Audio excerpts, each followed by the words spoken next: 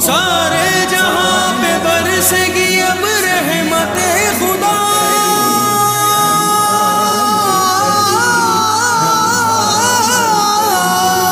مقبول ہوگی مانگنے والوں کی ہر دعا، رمضان الکریم۔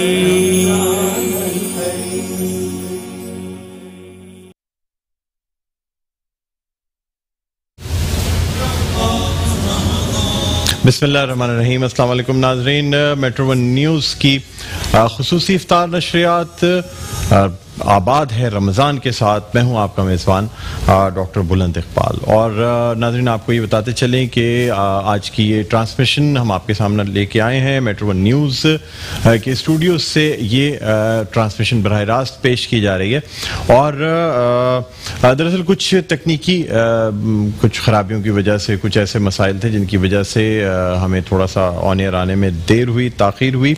بہرحال ناظرین، رمضان المبارک کا یہ مہینہ جو کہ جس کا پہلا عشرہ جو ہے اب ہم اس کے دوسرے دن ہمیں قدم رکھ چکے ہیں، یعنی یہ رحمت کا عشرہ ہے، اور یہ وہ عشرہ ہے جو باعث رحمت ہے۔ رمضان المبارک کے لیے یہ کہا جاتا ہے کہ رمضان المبارک کا پہلا عشرہ جو ہے وہ باعث رحمت ہے، رمضان المبارک کا جو دوسرا عشرہ ہے وہ مغفرت کا عشرہ ہے، یعنی معافی کا عشرہ ہے، اور رمضان المبارک کا تیسرا عشرہ جہنم کی آگ سے نجات کا عشرہ ہے۔ جب ایک مسلمان کو صحت کے ساتھ، ہوش کے ساتھ رمضان المبارک کا مہینہ حاصل ہوتا ہے، اور اگر اس رمضان المبارک کے مہینے میں روزے رکھے جاتے ہیں تو پھر ایک انسان نہ صرف اللہ تعالیٰ کی رحمت حاصل کرتا ہے بلکہ اس کے ساتھ ساتھ اللہ تعالیٰ کی رحمت کے ساتھ ساتھ اسے مغفرت بھی حاصل ہو جاتی ہے، اور جہنم کی آگ سے نجات بھی مل جاتی ہے۔ یعنی کہ ناظرین، یہ جو مہینہ ہے بابرکت مہینہ، اس مہینے میں نہ صرف لوگوں کے گناہ معاف کیے جاتے ہیں بلکہ اس کے ساتھ ہی ساتھ ہم یہ بھی دیکھتے ہیں کہ یعنی خاص طور پہ ایسے لوگ جو کہ اپنی مغفرت چاہتے ہیں اللہ تعالیٰ سے، جب وہ اللہ تعالیٰ کے حضور گڑ گڑاتے ہیں اور اپنی مغفرت کے لیے دعا کرتے ہیں تو اللہ تعالیٰ ان کو معاف فرما دیتا ہے۔ اور خاص طور سے رمضان المبارک کو جو فضیلت حاصل ہے وہ قرآن کے نزول کی وجہ سے یہ فضیلت حاصل ہے، یعنی وہ مہینہ جس میں قرآن کا نزول ہوا، جس میں اللہ تعالیٰ نے قرآن کو نازل فرمایا، اور یہی وجہ ہے کہ اس مہینے کے جب روزے ایک انسان کو، ایک مسلمان کو حاصل ہوتے ہیں تو اسے چاہیے کہ وہ ہر صورت اللہ تعالیٰ کے حضور نہ صرف عبادت کرے، ان روزوں کی گنتی پوری کرے۔ کچھ ایسے لوگ جو چاہے سفر میں ہوں یا وہ کہیں بیمار ہوں، اس وجہ سے اگر روزے نہ رکھ سکیں تو پھر انہیں چاہیے کہ وہ دوسرے جو ایام ہیں ان میں یہ روزوں کی گنتی پوری کر لیں، یعنی ریلیکسیشن بھی ہے، لیکن ساتھ ساتھ انسان سے کو یہ بھی کہا گیا ہے کہ اگر وہ استطاعت نہ رکھتا ہو یا سفر میں ہو تو اللہ تعالیٰ کیونکہ دین میں آسانی چاہتا ہے، اللہ تعالیٰ انسان پہ ظلم یا جبر کرنا نہیں چاہتا، اسی لیے اتنی آسانیاں دی گئی ہیں۔ پھر سب سے بڑھ کر ہمیں سحری دی گئی ہے۔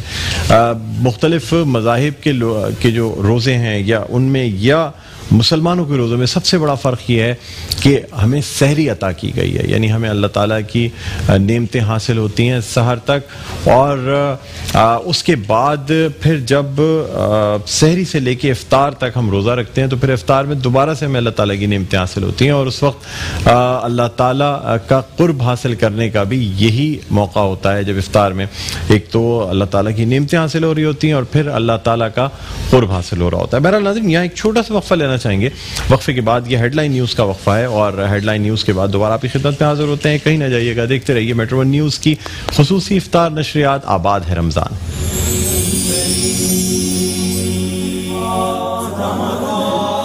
سارے جہاں پہ برسے گی اب رحمت خدا،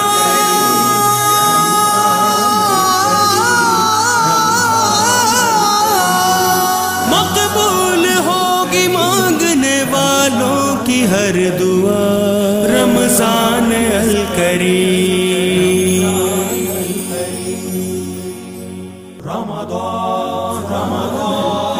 سارے جہاں پہ برسے گی اب رحمت خدا،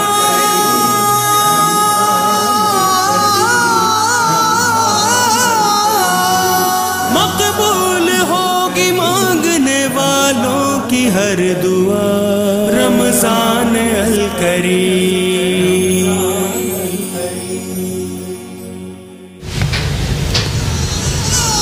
جی ناظرین، ویلکم بیک. ایک دفعہ پھر آپ کو خوش آمدید کہتے ہیں. پروگرام ہے میٹرو ون نیوز کی خصوصی افطار نشریات آباد ہے رمضان، اور میں ہوں آپ کا میزبان ڈاکٹر بلند اقبال. ناظرین، روزانہ کی طرح اپنے آج کی اس ٹرانسمیشن کا باقاعدہ آغاز کرنا چاہیں گے، اور ہماری ٹرانسمیشن کا باقاعدہ آغاز ہوتا ہے اللہ تعالیٰ کے پاک اور بابرکت نام سے. ہمارے ساتھ روزانہ کی طرح موجود ہیں قاری فیصل چشتی، جن سے میں درخواست کروں گا کہ وہ اللہ تعالیٰ کی بارگاہ میں قرآن پاک کی تلاوت کرنے کی سعادت حاصل کریں. جناب قاری فیصل چشتی صاحب.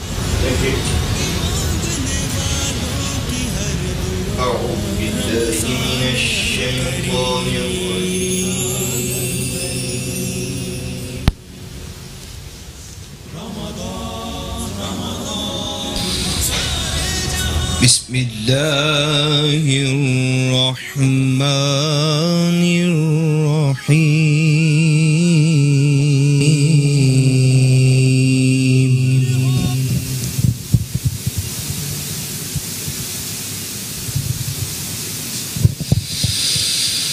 شہر رمضان الذی انزل فیہ القرآن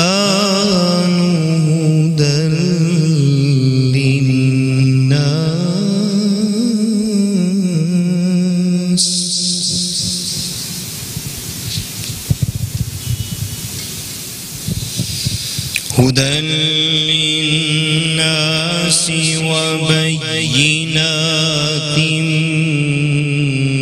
من الهدى والفرقان.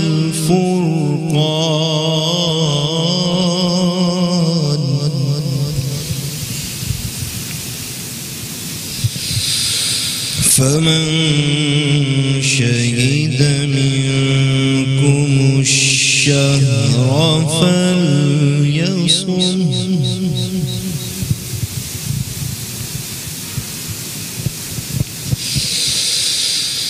شهر رمضان الذي أنزل فيه القرآن هدى للناس وبينات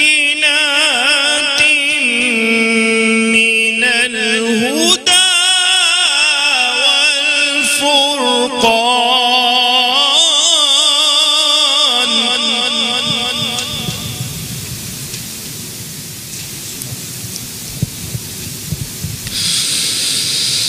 فمن شهد منكم الشهر فليصمه ومن كان مريضا أو على سفر فعدة من أيام أخر يريد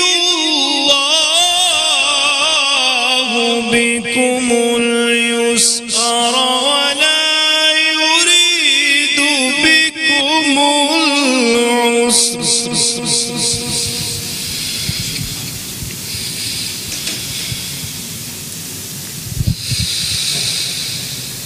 يريد الله بكم اليسر ولا يريد بكم العسر.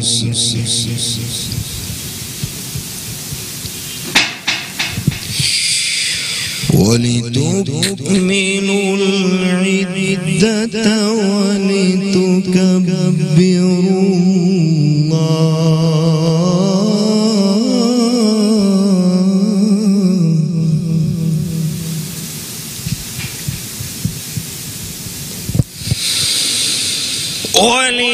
ولتكملوا العدة ولتكبروا الله على ما هداكم ولعلكم تشكرون.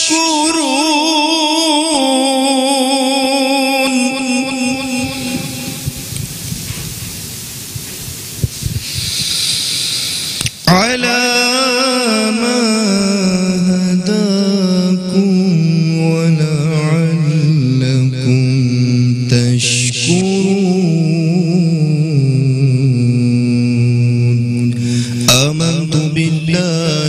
صدق اللہ العظیم۔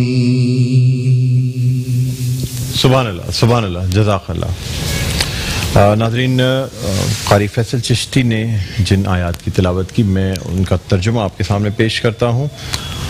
رمضان کا مہینہ جس میں قرآن اترا، لوگوں کے لیے ہدایت اور رہنمائی اور فیصلے کی روشن باتیں، تو تم میں سے جو کوئی یہ مہینہ پائے ضرور اس کے روزے رکھے، اور جو بیمار ہو یا سفر میں ہو تو اتنے ہی روزے اور دنوں میں۔ اللہ تم پر آسانی چاہتا ہے اور تم پر دشواری نہیں چاہتا، اور اس لیے کہ تم گنتی پوری کرو اور اللہ کی بڑائی بولو اس پر کہ اس نے تمہیں ہدایت کی اور کہیں تم حق گزار ہو۔ وآخر دعوانا الحمدللہ رب العالمین۔ اللہ تعالی ہمیں قرآن پڑھنے اور اس پر عمل کرنے کی توفیق عطا فرمائے، آمین ثم آمین۔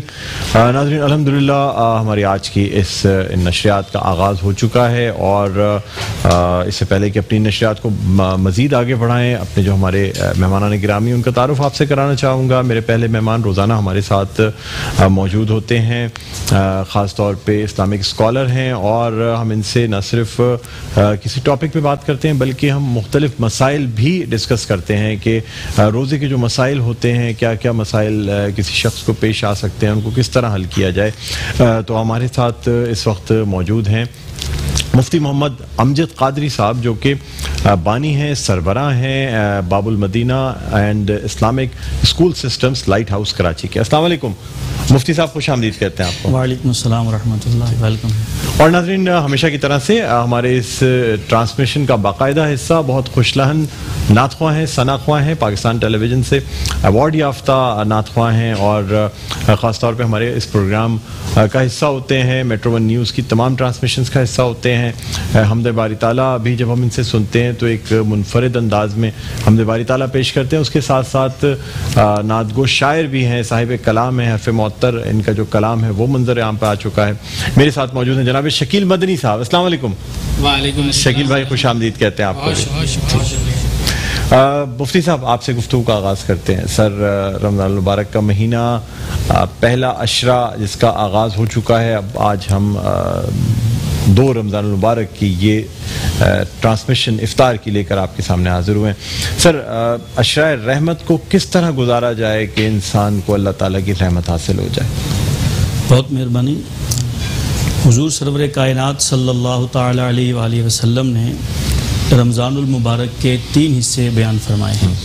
پہلا حصہ رحمت کا، پہلے 10 دن، دوسرے 10 دن کے بارے میں فرمایا کہ یہ مغفرت کے ہیں، اور تیسرے جو 10 دن ہیں انہیں فرمایا کہ یہ جہنم سے آزادی کے ہیں۔ دوسری بات یہ، حضور رحمت دو عالم صلی اللہ تعالی علیہ وآلہ وسلم نے اسے رحمت کا عشرہ قرار دیا ہے، تو اس میں ایک مخصوص دعا بھی ملتی ہے جو ہمیں پڑھنی چاہیے، رب اغفر وارحم وانت خیر الراحمین، رب اغفر وارحم وانت خیر الراحمین۔ ان 10 دنوں میں ہمیں اس دعا کی کثرت کرنی چاہیے، ایک بات۔ دوسری بات، حضور رحمت دو عالم صلی اللہ تعالی علیہ وآلہ وسلم نے اس مہینے میں افطار کروانے کی بڑی فضیلت ارشاد فرمائی ہے۔ آپ نے ارشاد فرمایا کہ اس مہینے میں جو کسی کو افطار کرواتا ہے، اللہ تبارک و تعالی اس کے گناہوں کو معاف فرما دیتا ہے، دوسرا اس کو جہنم سے آزاد کر دیتا ہے، اور تیسری فضیلت یہ ارشاد فرمائی کہ جتنا ثواب روزہ رکھنے والے کو ملتا ہے اتنا ہی ثواب روزہ افطار کروانے والے کو بھی ملتا ہے۔ کسی صحابی نے عرض کی، یا رسول اللہ صلی اللہ علیہ وسلم، کسی کے پاس اتنا مال و اسباب نہیں ہوتا کہ وہ کسی کو افطار کروا سکے، تو آقا دو جہاں صلی اللہ علیہ وآلہ وسلم نے بڑی پیاری بات ارشاد فرمائی۔ آپ نے فرمایا کہ یہ ثواب مغفرت، اللہ کا معاف کر دینا، جہنم سے آزاد کرنا، یہ ثواب تو اللہ تعالیٰ اس کو بھی عطا فرماتا ہے جو ایک گھونٹ دودھ سے کسی کی افطار کروا دے، سبحان اللہ، یا ایک کھجور کسی کو کھلا دے، پھر فرمایا کہ اگر کوئی ایک گھونٹ پانی بھی کسی کو پلا دے گا تو اللہ تعالیٰ اس کو یہی ثواب عطا فرمائے گا، اور فرمایا کہ جو کسی کو پیٹ بھر کر کھانا کھلائے گا اس کو تو اللہ تبارک و تعالیٰ انعام و اکرام سے نوازے گا۔ تو یہ وہ برکتوں والا مہینہ ہے، رحمتوں والا مہینہ ہے، خیر خواہی کا مہینہ ہے، اپنے بھائیوں کی، اپنے مسلمانوں کی ہمدردی کرنے کا مہینہ ہے۔ تو ہمارے ذہنوں میں شاید یہ بات ہوتی ہے کہ افطار کا مطلب جو ہمارا کنسیپٹ ہے کہ یہ سموسے بھی ہوں، پکوڑے بھی ہوں، تمام مشروبات بھی ہوں، کھانا بھی ہو، یہ مطلب نہیں۔ حضور نے فرمایا ایک کھجور بھی کھلا دی تو اللہ تعالیٰ اس کو جہنم سے آزاد فرما دے۔ سبحان اللہ، تو یہ آقا کریم صلی اللہ تعالیٰ علیہ وآلہ وسلم کے زبان مبارک سے نکلے ہوئے الفاظ ہیں۔ ہم سب کو چاہیے کہ جس کی جتنی توفیق ہے، جس کی جتنی بساط ہے، اس مطابق وہ ضرور افطاری کا اہتمام کرے اس میں۔ اچھا مفتی صاحب، کیونکہ آپ جانتے ہیں کہ اس وقت دنیا بھر میں کرونا جو ہے اس سے متاثرہ کئی لاکھ افراد ہیں اور اس میں اموات بھی بہت ہو چکی ہیں۔ پھر یہ کہا جاتا ہے کہ خاص طور پہ کرونا کے مریض کے پاس کوئی جاتا بھی نہیں ہے، کیونکہ جو کرونا کے پھیلنے کا ڈر ہوتا ہے۔ تو اگر کسی شخص کو کرونا ہوا ہے اور اس کی طبیعت ٹھیک نہیں ہے تو کیا وہ ان ایام کے، رمضان المبارک کے روزے رکھے یا روزوں کی قضا ادا کرے؟ اس لیے کہ اگر تو کوئی ایسی بیماری ہو جس کے ٹھیک ہونے کا خدشہ ہو کہ آپ ٹھیک ہو جائیں گے تو پھر تو آپ کو ہر صورت میں جو ہے نا وہ مطلب روزے رکھ لینے چاہیے۔ کیا کہتے ہیں سر آپ اس حوالے سے؟ بہت پیارا سوال آپ نے موقع کی مناسبت سے کیا کہ کرونا کا ہی اس وقت چل رہا ہے سسٹم۔ بات یہ کہ کرونا کا مریض اس کو روزہ رکھنا ضروری ہے یا اس کو رخصت ہے کہ وہ بعد میں رکھ لے؟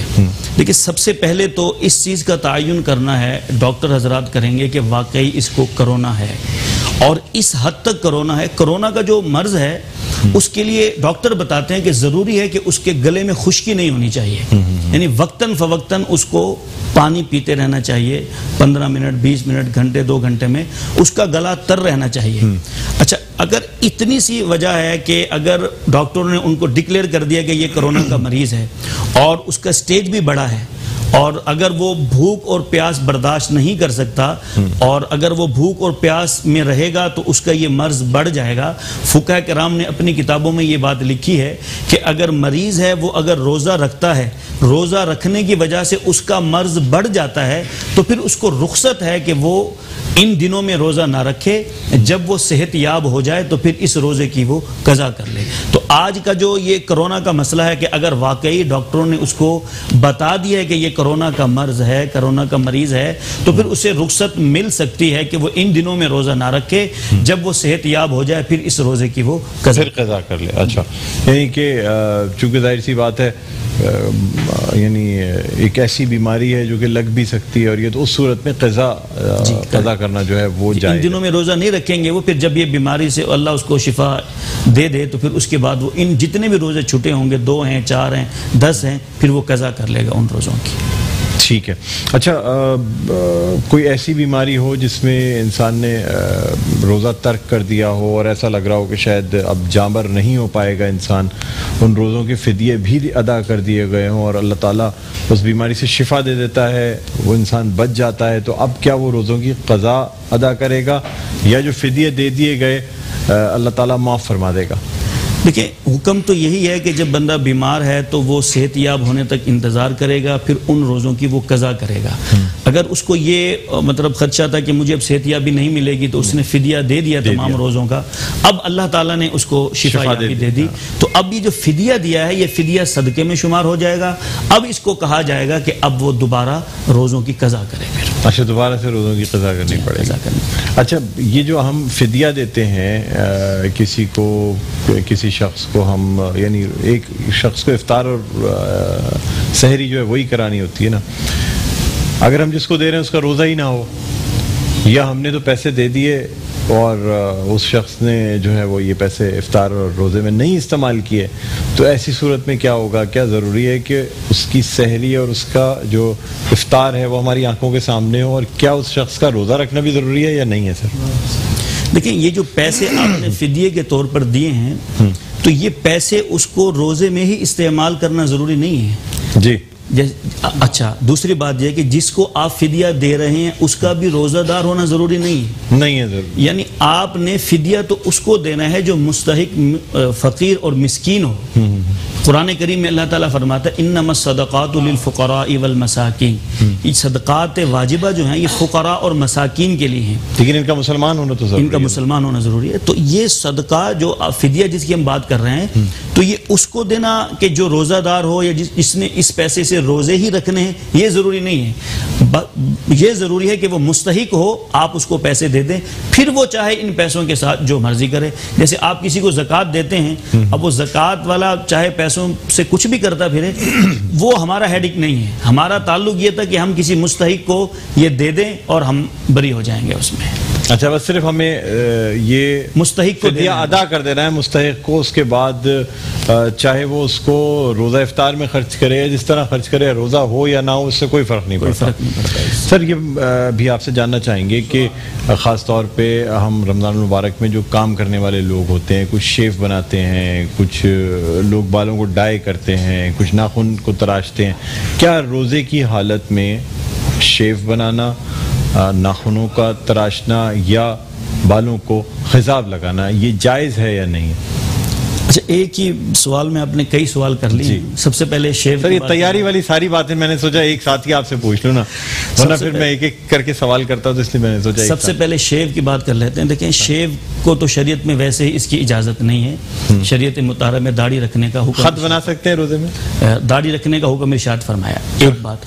دوسری بات یہ کہ اس کا روزے سے کوئی تعلق نہیں ہے کہ آپ نے اگر روزے میں شیو کر لی یا خط بنا لیا تو اس سے آپ کا روزہ نہیں ٹوٹے گا۔ یہ ایک الگ گناہ ہے، ایک الگ ٹاپک ہے، وہ ایک الگ چیز ہے، لیکن اس سے آپ کا روزہ نہیں ٹوٹے گا، ایک بات۔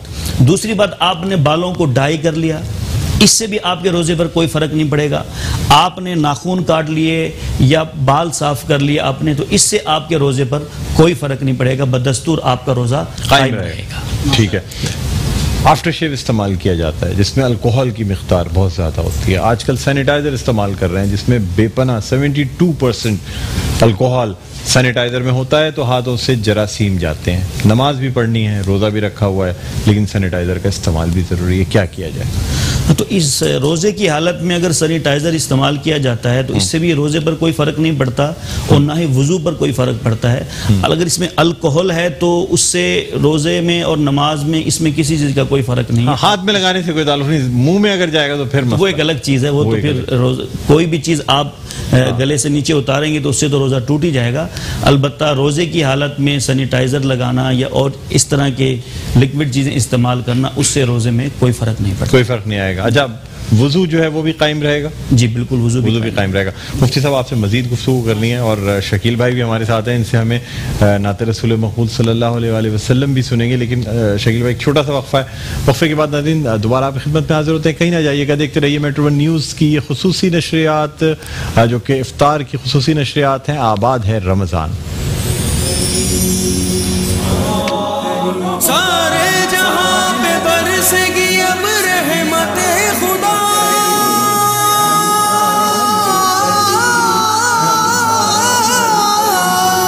مقبول ہوگی مانگنے والوں کی ہر دعا، رمضان الکریم۔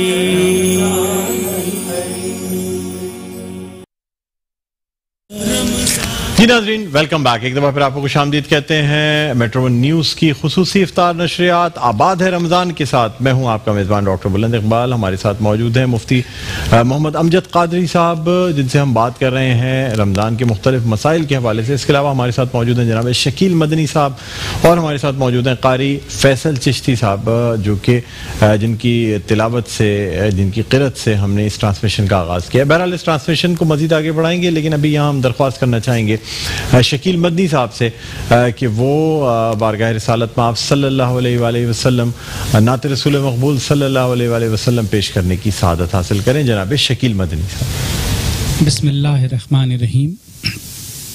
صلی علی نبی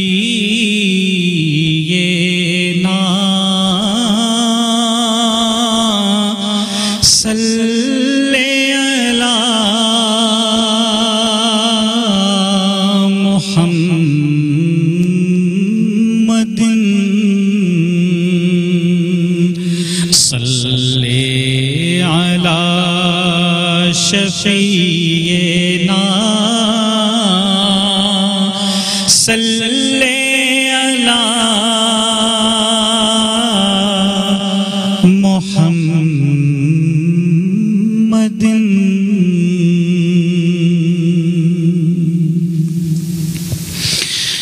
شایان نبی کیسے کوئی مدح سرا ہو، شایان نبی کیسے کوئی مدح سرا ہو، سرکار کی توصیف کا حق کیسے ادا ہو، سرکار کی توصیف کا حق کیسے ادا ہو۔ ہادی کوئی ایسا جو صداقت ہو سراپا، مصلح کوئی ایسا جو امانت میں کھرا ہو، مصلح کوئی ایسا جو امانت میں کھرا ہو، ایسا کوئی سلطان کہیں دیکھا ہے تو نے، ایسا کوئی سلطان کہیں دیکھا ہے تو نے، مٹی کا دیا جس کے شبستان میں جلا ہو، مٹی کا دیا جس کے شبستان میں جلا ہو، ہے کوئی جو آسی کو بھی سینے سے لگا لے اور خون کے پیاسوں کے لیے محو دعا ہو، اور خون کے پیاسوں کے لیے محو دعا ہو۔ اور ایک سوال، ہر دور کی تاریخ سے یہ پوچھ رہا ہوں، ہے تیرے یہاں کوئی جو آقا سے بڑا ہو، ہے تیرے یہاں کوئی جو آقا سے بڑا ہو، شایان نبی کیسے کوئی مدح سرا ہو، سرکار کی توصیف کا حق کیسے ادا ہو۔ بہت خوب شکیل مدنی صاحب، بہت شکریہ۔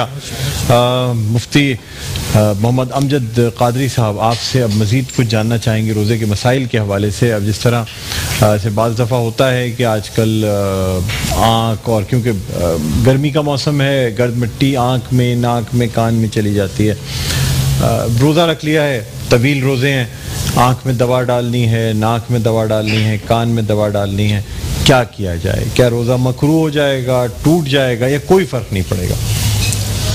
ڈاکٹر صاحب، روزہ ٹوٹنے کا جو مسئلہ ہے، اس کا مسئلہ یہ ہے کہ جب معدے جوف میں پیٹ میں کوئی چیز جائے گی تو آپ کا روزہ ٹوٹ جائے گا۔ اچھا، پیٹ تک پہنچنے کے راستے بہت سارے ہیں۔ ایک تو نارملی منہ ہے، اس میں کھاتے ہیں تو پیٹ میں سب سے حلق جو ہے نا ایک کامن انٹری ہے، کہیں سے بھی جائے لیکن مین حلق سے اترے گا۔ اب آنکھ سے بھی دوائی ڈالی جاتی ہے تو ناک میں بھی اترتی ہے، حلق میں بھی اترتی ہے۔ آنکھ کا اور حلق کا بھی تعلق ہے، ناک اور حلق کا بھی تعلق ہے، منہ اور حلق کا بھی تعلق، کان اور حلق کا بھی ہے۔ اچھا، یہ آنکھ میں آپ نے دوائی ڈالی تو آپ کا روزہ ٹوٹ جائے گا، ناک میں آپ نے دوائی ڈالی تو بھی آپ کا روزہ ٹوٹ جائے گا۔ اچھا، تیسرا مسئلہ ہے کان کا۔ کان کی جو تحقیق ہے جدید، اس کے بارے میں علماء کی دو رائے ہیں۔ اگر آپ کے کان کا پردہ بالکل سلامت ہے تو پھر آپ کا روزہ دوائی ڈالنے سے نہیں ٹوٹے گا، اور اگر کان کا پردہ پھٹا ہوا ہے، سلامت نہیں ہے، تو پھر آپ نے اگر کان میں بھی دوائی ڈالی تو بھی آپ کا روزہ ٹوٹ جائے گا۔ تو آنکھ اور ناک میں تو کسی نے بھی روزہ دوائی ڈالی تو روزہ ٹوٹ جائے گا، اس میں تو کوئی دو رائے نہیں ہے۔ البتہ کان کا جو مسئلہ ہے یہ پردے سے کنیکٹ ہے۔ اگر پردہ بالکل سالم اور درست ہے تو آپ کا روزہ نہیں ٹوٹے گا، ادروائز کان میں بھی دوائی ڈالنے سے روزہ ٹوٹ جاتا ہے۔ ٹوتھ برش جیسے لوگ کرتے ہیں، ٹوتھ پیسٹ ہوتا ہے، ضروری نہیں ہے کہ ہر ٹوتھ پیسٹ میں کوئی حرام شے شامل ہو یا کوئی ایسی چیز ہو۔ جو نارملی فلورائڈ کے حلال ٹوتھ پیسٹ آتے ہیں جس پہ لکھا ہوتا ہے حلال، کیا وہ ٹوتھ پیسٹ کا استعمال کیا جا سکتا ہے روزے کے دوران آفس جاتے ہوئے؟ روزمرہ زندگی میں آدمی سوچتا ہے کہ چلو، جو لوگ ظاہر سی بات ہے سحری کر کے سو جاتے ہیں، پھر اٹھتے ہیں تو ایک روٹین ہوتا ہے کہ جی ٹوتھ برش کر کے پھر آفس جائیں، اس صورت میں کیا کیا جائے؟ ٹوتھ پیسٹ ہے یا اس طرح کے اور دیگر پاؤڈر بھی ملتے ہیں، جن ٹونک وغیرہ، تو اصل میں مسئلہ یہ ہے کہ ان کے استعمال کرنے کی عام طور پر تو اجازت ہے، اس پہ حلال لکھا ہوا ہوتا ہے۔ البتہ روزے کی حالت میں تھوڑا سا مسئلہ ٹیپیکل ہو جائے گا۔ وجہ یہ ہے کہ برش جب کرتے ہیں یا کوئی پاؤڈر کرتے ہیں تو اس کے ذرات جو ہیں وہ حلق میں محسوس ہوتے ہیں۔ بندہ کتنی بھی کوشش کر لینا تو اس کے ذرات نیچے ضرور جاتے ہیں۔ تو احتیاط اسی میں ہے، اور یہی کہا جاتا ہے کہ روزہ بند ہونے سے پہلے آپ یہ برش وغیرہ سارے معاملات کر لیں۔ جب روزہ بند ہو جائے تو اس کے بعد جب آپ اٹھیں گے تو اس وقت نہ یہ آپ برش استعمال کریں نہ یہ پاؤڈر استعمال کریں۔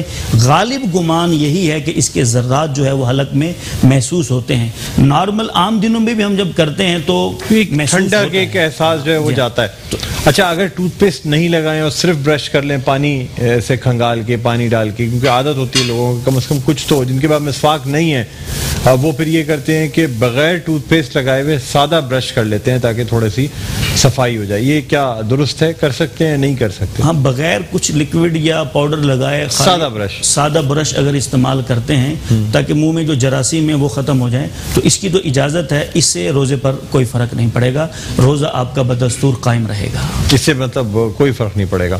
کوئی فرق نہیں پڑے گا۔ سر، کہا یہ جاتا ہے کہ یعنی جو ہمیں حکم ملتا ہے کہ کھاؤ اس وقت تک جب تک کہ رات کی سیاہ دھاری جو ہے صبح کی سفید دھاری سے جدا نہ ہو جائے۔ اچھا، کچھ لوگ ہوتے ہیں وہ چھت پہ بیٹھ کے سحری کر رہے ہوتے ہیں اور آسمان کو دیکھ رہے ہوتے ہیں، جب چاہے اذان ہو جائے کچھ ہو جائے، جب وہ دیکھتے ہیں کہ ہاں واقعی ایک سفید دھاری جو ہے نا وہ اب الگ الگ ہونے والی ہے، تب کھانا چھوڑتے ہیں، کیا یہ درست ہے؟ اصل میں یہ تو علم فلکیات ایک بہت بڑا علم ہے آج کے، تو سر پہلے زمانے میں تو کچھ نہیں ہوتا تھا نا، مطلب روزہ رکھنا ہے تو کھلا آسمان ہے، کھلی جگہیں ہیں، کیا خیال ہے قاری صاحب؟ آپ بھی اسی طرح سحری کرتے ہوں میرے خیال میں آسمان دیکھ کے، یا نہیں؟ صحت سے ماشاءاللہ قاری صاحب کیسا لگتا ہے کہ بہت خوش خوراک آدمی ہے اور سحری اور افطاری میں کافی اہتمام کرتے ہیں میرے خیال میں؟ اچھا جی، مفتی صاحب آپ بتائیں۔ تو آج کے دور میں تو کیلنڈر وغیرہ بالکل بنے ہوئے ہیں، تو اس میں احتیاط تو یہی ہے کہ ہر عام خاص اس چیز کو نہیں دیکھ سکتا۔ اچھا، روزہ کھلنا اور روزہ بند ہونا اس کا تعلق وقت سے ہے۔ اذان جو دی جاتی ہے مغرب میں، یہ افطار کے لیے نہیں دی جاتی، نماز کے لیے دی جاتی ہے۔ اسی طریقے سے سحری میں جو اذان دی جاتی ہے ہمارے ہاں، یہ بھی نماز کے لیے دی جاتی ہے. سحری کا اختتام اس کا مقصود نہیں ہوتا. عام مساجد میں جگہوں پر وہ ظاہر سی بات ہے رمضان المبارک میں اور شعبان میں اس وقت کو انتہائی سحر پہ اذان کو لے آتے ہیں، ورنہ عام دنوں میں تھوڑی لیٹ اذان ہوتی ہے جو فجر کا ٹائم ہوتا ہے. سر یہ بھی کہا جاتا ہے کہ اذان جب تک ختم نہ ہو اس وقت تک بھی اگر سحری کی جائے تو آپ کر سکتے ہیں، یعنی آپ اذان کی آواز سن رہے ہیں جب تک کہ وہ آخری الفاظ نہیں آتے نا اس وقت تک آپ چاہیں تو سحری کرتے رہیں. کیا یہ بات درست ہے؟ نہیں، بالکل درست نہیں. اگر اسی کو درست مان لیا جائے تو پھر ایک محلے میں تو 10 اذانیں ہوتی ہیں. سر یہی کرتے ہیں لوگ. تو آپ کون سی اذان پر بند کریں گے؟ ہاں، پہلے دور میں ہوتا یہ تھا، حضرت بلال رضی اللہ تعالیٰ عنہ یا دیگر مؤذنین جو تھے وہ تہجد کے لیے اذان ہوتی تھی، سحری کے اٹھانے کے لیے بھی اذان ہوتی تھی. تہجد کی اذان الگ ہوتی تھی اور نماز فجر کی اذان الگ ہوتی تھی. بالکل. تو اگر کوئی تہجد کی اذان سے یہ ثابت کرنا چاہے کہ دیکھو جو اس وقت بھی اذان کے بعد اذان پر روزہ ختم ہوتا تھا تو یہ درست نہیں ہے. ہمارے ہاں تہجد کے لیے اذان کا کوئی کانسیپٹ ہی نہیں. بالکل نہیں. ہمارے ہاں جو اذان ہوتی ہے وہ صرف فجر کی اذان ہوتی ہے. تو روزہ بند ہونے کا تعلق وقت سے ہے. اگر مثال ہے 4 بج کے اذان جب تک پوری ہوتی رہے اس وقت تک کر سکتے ہیں. جیسے سر بعض دفعہ ہوتا ہے چائے انسان آخر میں پی رہا ہوتا ہے اور وہ ابھی بس چائے کی پیالی بس رکھی گئی ہوتی ہے کہ اسی وقت سحری کی دعا، آدمی سوچتا ہے چلو جب تک میں صرف یہ چائے تو ختم کر لوں نا، اتنا تو اللہ تعالیٰ ریلیکسیشن دے دے گا کہ میں یہ چائے ختم کر لوں اور اس اذان کے ختم ہونے سے پہلے نیت کر لوں گا. پہلے روزے میں میرے ساتھ یہی ہوا، جب چائے آئی تو 1.5 منٹ رہتا تھا تو میں نے وہ چائے نہیں پی. پھر میں نے کہا اگر میں یہ پیوں گا تو اس کے ذرات بھی منہ میں رہیں گے. تو مطلب یہ ہے کہ سحری سے اذان کا کوئی تعلق نہیں ہے. اگر اذان 10 ہوں گی تو کس اذان پہ آپ بند کریں گے؟ سحری کا تعلق ہے وقت سے. جیسے وقت ختم ہو گیا اب آپ ایک گھونٹ بھی نہیں پی سکتے. اگر آپ نے ایک گھونٹ بھی پی لی تو آپ کا وقت ختم ہو چکا تھا، باؤنڈری تو آپ نے کراس کر دی تو آپ کا روزہ ہی شروع نہیں ہوا. سر اب بعض دفعہ ہم ٹی وی دیکھ کے کر رہے ہوتے ہیں، ٹی وی میں آپریٹرز یا ٹی وی کی ٹائمنگز وہ بھی آگے پیچھے ہو جاتی ہیں. مطلب جو پاکستان اسٹینڈرڈ ٹائم ہے، پہلے تو صرف پی ٹی وی ہوا کرتا تھا تو ہر گھر میں پی ٹی وی لگا رہتا تھا. سر اب کوئی بھی چینل لگا ہو اور وہاں سے اگر 1 منٹ کا 30 سیکنڈ کا فرق آ جائے تو اس صورت میں عذاب کس پہ جائے گا؟ یعنی اگر غیر دانستہ طور پہ 30 سیکنڈ کا وہ اشتہارات کی وجہ سے آگے یا پیچھے ہو گیا تو اس صورت میں کیا ہوگا؟ سر دیکھیں ڈاکٹر صاحب، یہ آپ کا روزہ ہے، آپ نے اس کا کل جواب دینا ہے. آپ کے روزے کا جواب لیکن سر اب میں نے تو ٹی وی دیکھ کے روزہ بند کر لیا نا، مجھے تو نہیں پتا تھا کہ دیر ہو گئی. آپ کا روزہ ہے، آپ نے ہی کل اس کا جواب دینا ہے. کوئی چینل والا آپ کو جواب دینے کے لیے نہیں آئے گا. تو اس کے لیے آپ کو الگ سے سارا سسٹم بنا کے رکھنا ہوگا. اپنی گھڑی کو بھی صحیح کرنا ہوگا، اپنے پاس نقشہ بھی رکھنا ہوگا. اور میں تو یہ کہوں گا کہ احتیاطاً، آپ تو 1 منٹ بعد کی بات کر رہے ہیں نا، میں تو یہ کہوں گا کہ احتیاطاً 1 منٹ پہلے آپ بند کر دیں. وہ تو بہت بہتر ہے. 1 منٹ کا سر 5 منٹ پہلے ہی بند کر دینا چاہیے. کسی قسم کا کوئی شک، کوئی شبہ، کوئی گنجائش آپ کے روزے میں رہے ہی نہ. سر بہتر یہ ہوتا ہے کہ نیت کبھی بھی کر لیں. آپ اطمینان سے چائے بھی 5 منٹ پہلے ختم اگر کر کے ایک گلاس پانی پی چکے ہو نا، برش ورش کر کے وضو کر کے آپ بیٹھ جائیں اور انتظار کر لیں 5-10 منٹ کہ اب اس کے بعد جب روزے کی دعا آئے گی، نیت آئے گی تو اس وقت میں وہ کر لیں. اس میں دل کو بھی سکون ملتا ہے. پھر یہ ہوتا ہے کہ روزہ بھی آسان رہتا ہے. پھر جو لوگ آخر وقت تک کھا رہے ہوتے ہیں نا، وہ اتنا معدے کے اوپر اتنا وزن آ جاتا ہے، بوجھ آ جاتا ہے کہ اس کے بعد آپ کی نماز پڑھنا مشکل ہو جاتی ہے. آپ سوتے ہیں تو آپ کو نیند نہیں آتی. بہت سارے مسائل ایسے ہیں جو زیادہ کھانے کی وجہ سے جنم لیتے ہیں. تو اس لیے بہتر تو یہی ہے، جو افضل طریقہ ہے کہ آپ پہلے سے ہی ساری تیاری مکمل کر لیں، بجائے اس کے کہ عین وقت 4:38 کا انتظار کریں 39 منٹ کا کہ اب اس وقت جو ہے نا میں آخری گھونٹ چائے کا لوں گا، پھر 1 گلاس پانی پی کے پھر واش روم جا کے برش کروں گا. تو بعض لوگوں کی عادت ہوتی ہے جیسے وہ کہیں ہارن یا سحری بند ہوتے ہوئے برش بھی نہیں کیا جا سکتا. اگر ٹوتھ پیسٹ کے ساتھ برش کر رہے ہیں، اب وہ یعنی آپ نے نیت کی اور ساتھ ہی ساتھ آپ واش روم چلے گئے برش کرنے کے لیے، وہ بھی ممکن نہیں ہے. دیکھیں نا، پھر اگر ذرات تو نیچے اتر گئے جو محسوس ہوتا ہے عام دنوں میں، تو اس سے تو پہلے اتر گئے نا، وہ روزے میں تو نہیں اتر رہے نا، پھر بھی مسئلے مسائل ہوں گے. بالکل. اگر وقت ختم ہو چکا ہے اور آپ برش کر رہے ہیں اور ذرات نیچے اتر رہے ہیں تو آپ کے روزے پہ تو مسئلہ رہے گا. تو ان سارے مسواک تو ہم کر سکتے ہیں، مسواک تو روزے کے دوران بھی کر سکتے ہیں، اور چاہے روزہ بند ہو رہا ہو یا آپ سحری کے وقت وضو کر رہے ہیں اس میں تو کوئی فرق نہیں پڑتا؟ اس میں کوئی فرق نہیں پڑتا. پورا جو روزے کا ڈیوریشن ہے 10 گھنٹے کا یا 12 گھنٹے کا, اس میں بھی آپ کر سکتے ہیں, کیونکہ اس میں کوئی چیز لگی ہوئی نہیں ہوتی. جیسے برش, میں نے کہا نا خالی برش بھی آپ کرنا چاہیں تو کر سکتے ہیں, تو مسواک بھی خالی برش کی مانند ہے, اس میں کچھ لگا ہوا نہیں ہے. اور نیچے تو جو کڑواہٹ آ رہی ہوتی ہے لکڑی کی, اس سے کوئی فرق نہیں پڑتا, اس کو تھوکتے رہنا چاہیے یا کیا کرنا چاہیے؟ اندر نگلیں گے اس کا اور وہ کڑواہٹ اندر چلی جائے گی, تو پھر بھی وہی برش کے ذرات, ٹیوب کے ذرات والا مسئلہ ہے. تو وہ بھی اگر آپ کر رہے ہیں تو اس کے جو ذرات ہیں, جو اس کا مواد ہے, وہ آپ کو باہر پھینکنا ہوگا, اس کا باہر نکالنا ہوگا. ٹھیک ہے. اچھا, ایک اور بھی سر بڑا اہم مسئلہ ہے. بعض دفعہ کچھ لوگ کسی بھی وجہ سے اگر غسل واجب ہو, اب انسان پہلے سحری کرے یا غسل کرے, اور اس میں کیا حکم ہے اللہ تعالیٰ کی طرف سے؟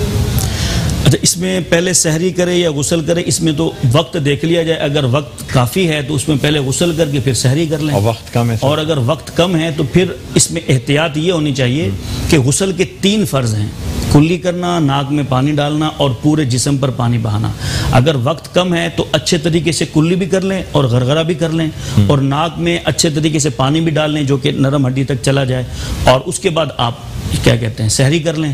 جب سحری کا وقت ختم ہو جائے تو 2 فرض تو آپ پہلے ادا کر چکے تھے, اب رہ گیا 1 فرض, تو سحری کرنے کے بعد 1 فرض آپ ادا کر لیں اور پورے جسم پر پانی ڈال لیں, تو آپ کا فرض غسل جو ہے وہ ادا ہو جائے. اور یہ پہلے 2 فرض بھی اگر ادا نہ ہو پائے تو پھر اس صورت میں وقت بہت کم ہے, تو سحری کر سکتے ہیں یا وضو کر سکتے ہیں؟ تو پھر اس میں یہ ہے کہ وضو کر کے آپ سحری کر لیں, اس کے بعد پھر تینوں جو فرائض ہیں وہ آپ بعد میں ادا کر لیں.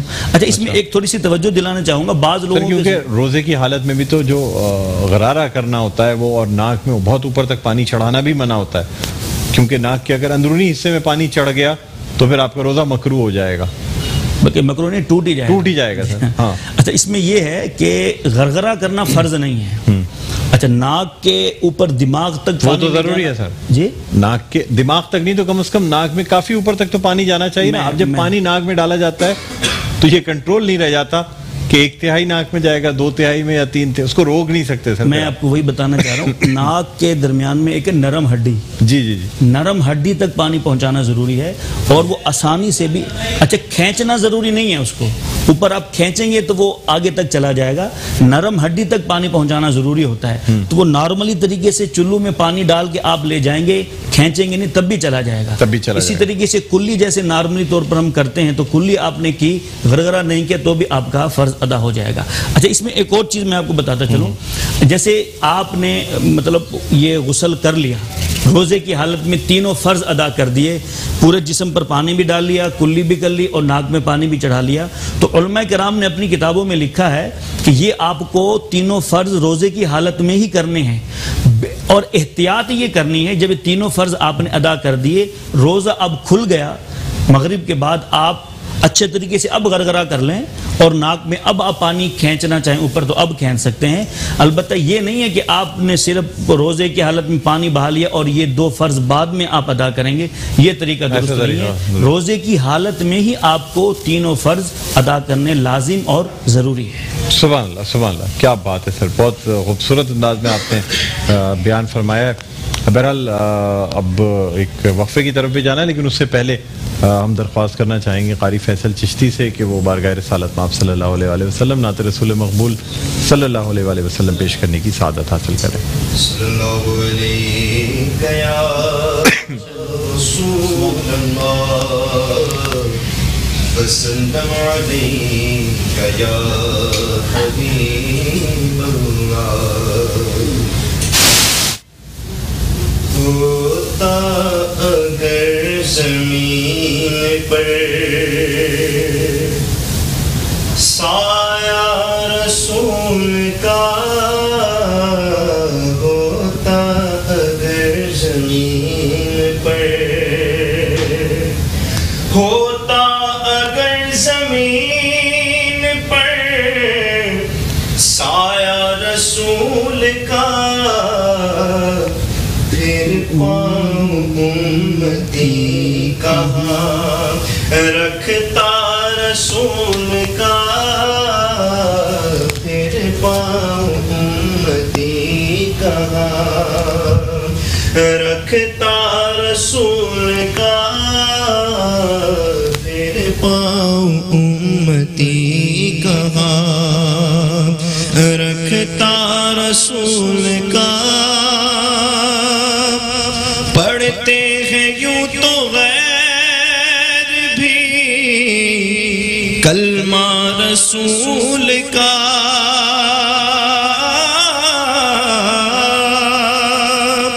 پڑھتے ہیں یوں تو غیر بھی کلمہ رسول کا جنت اسے ملے گی جو ہوگا رسول کا جنت اسے ملے گی جو ہوگا رسول کا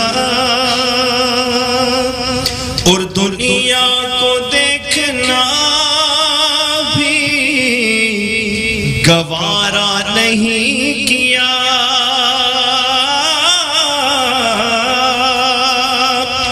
دنیا کو دیکھنا بھی گوارا نہیں کیا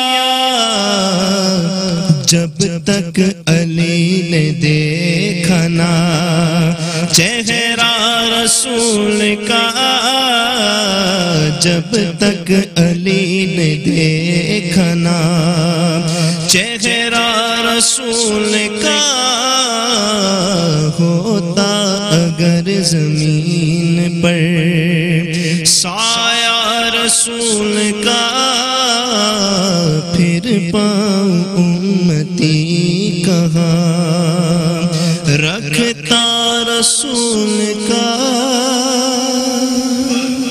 خوب قاری فیصل چشتی صاحب بارگاہ رسالت مآب صلی اللہ علیہ وآلہ وسلم ہدیہ نعت پیش کرنے کی سعادت حاصل کر رہے تھے. ناظرین ہمارا یہ سیگمنٹ علم و آگہی یہ جو سیگمنٹ ہے یہ اپنے اختتام پر پہنچتا ہے. بہت شکر گزار ہیں مفتی محمد امجد قادری صاحب کے کہ انہوں نے اپنی مصروفیات میں سے وقت نکالا اور ہمارے پروگرام میں تشریف لائے. روزانہ ہمارے ساتھ موجود ہوا کریں گے مفتی صاحب مفتی محمد امجد قادری صاحب 2 سے 3 بجے تک روزانہ ہمارے ساتھ موجود ہوا کریں گے اور آپ کے مسائل ان کا حل نمبر بھی ہم چلائیں گے. اگر آپ کو بھی کوئی مسئلہ درپیش ہو تو آپ کال کر کے اس کا جواب حاصل کر سکتے ہیں. اور ساتھ ہی ساتھ آپ کو یہ بھی بتاتے چلیں کہ اب جو نیکسٹ ہمارا سیگمنٹ ہوگا وہ دراصل ہے افطار کے پکوان یعنی کوکنگ سے ریلیٹڈ سیگمنٹ ہے. آج ویسے بھی اتوار کے دن جو لوگ گھر پہ موجود ہیں اور افطار میں کوئی اچھی چیز بنانا چاہ رہے ہیں تو ہمارا یہ سیگمنٹ بڑا اہم اور بڑا کارآمد اس سینس میں ہوتا ہے کہ آپ 4 بجے سے لے کے 5 بجے تک یہ جو کوکنگ ہو رہی ہوتی ہے دیکھ سکتے ہیں. اس کے بعد 5 بجے سے پھر جو اپنی افطار کی تیاری شروع ہوتی ہے اس میں مصروف ہو سکتے ہیں. بہرحال ناظرین یہاں ایک چھوٹا سا وقفہ لینا چاہیں گے. وقفے کے بعد دوبارہ آپ کی خدمت میں حاضر ہوں گے. تو اس دفعہ کچن کے سیگمنٹ سے آپ کی خدمت میں حاضر ہوں گے. کہیں نہ جائیے گا, دیکھتے رہیے میٹرو ون نیوز کی ماہ رمضان المبارک کی خصوصی نشریات. رمضان الکریم, آباد رہے رمضان. سارے جہاں پہ برسے گی اب رحمت خدا